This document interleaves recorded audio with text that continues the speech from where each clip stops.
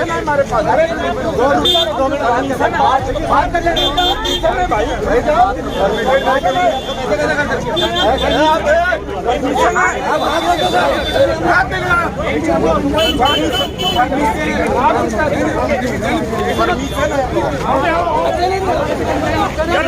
अरे कितने लोग हैं यहाँ पे?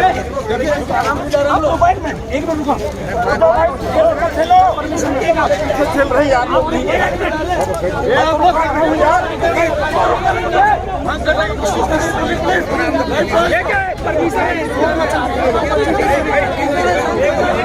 मेरे देश का झंडा तिरंगा, मेरे देश का झंडा तिरंगा।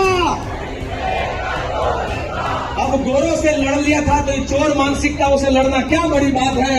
और इसीलिए वो नारा है, पहले लड़ते गौरव से,